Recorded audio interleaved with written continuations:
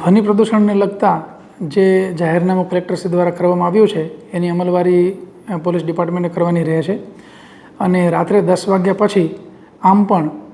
જે સુપ્રીમ કોર્ટના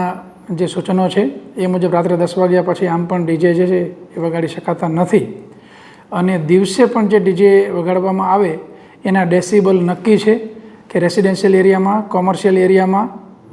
કઈ રીતના કેટલા ડેસિબલ સુધી કરવું. ખેડા જિલ્લાની અંદર અગાઉ પણ આપણે 7 થી 8 જેટલા કેસ કરેલા છે જેની અંદર ડીજે કબજે કરેલા છે અને જે તે આરોપીઓ છે એની ધરપકડ પણ કરવામાં આવેલી છે.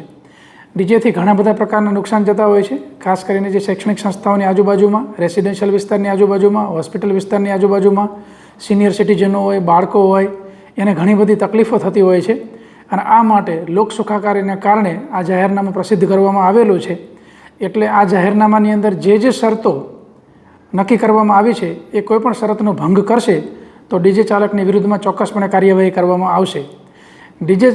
જે છે એને ડીજેવાળાને ખોટું નુકસાન ન જાય એ માટે તમામ પોલીસ સ્ટેશનની અંદર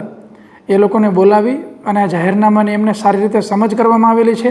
કે જેથી કરી એને કોઈ ફ્યુચરમાં મોટું આર્થિક નુકસાન ન જાય અને સમજદારીપૂર્વક એક સારા નાગરિક તરીકે પોતાની ફરજ બજાવે અને પોતાની રોજગારી કમાય એની સાથે અમને કોઈ વાંધો નથી.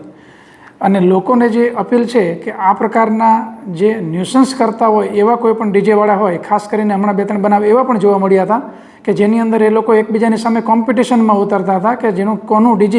કોનું ડીજે જે છે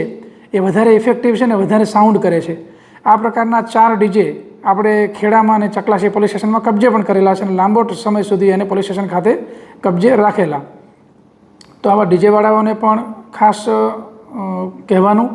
કે કોઈ પણ પ્રકારનું ધ્વનિ પ્રદૂષણ થાય, સરકારશ્રીના જે કંઈ નિયમો છે એના ડેસિબલ કરતાં વધે નહીં. જે ડીજે હોય એની ઉપર એને નોઇઝ લિમિટર પણ લગાવવાનું હોય છે, એ ફિક્સ શરતોની અંદર છે અને કમ્પલસરી છે. આ પ્રકારની તમામ શરતોનું પાલન થાય એ મુજબ કરે તો એમને કોઈ પણ પ્રકારનો પ્રશ્ન આવશે નહીં. પરંતુ જો રાતના 10 થી સવારના 6 વચ્ચે અથવા તો દિવસના સમયની અંદર જે મર્યાદા છે એ મર્યાદાની બહાર કરવામાં આવશે તો એમની વિરુદ્ધમાં એન્વાયરમેન્ટ પ્રોટેક્શન એક્ટ મુજબ અને આ જે BNS કલમ જાહેરનામા ભંગનો જે કેસ છે એ મુજબ ગુનો દાખલ કરી ડીજે જપ્ત કરી અને જે ડીજેના માલિક છે એની વિરુદ્ધમાં સખ્ત કાર્યવાહી કરવામાં આવશે.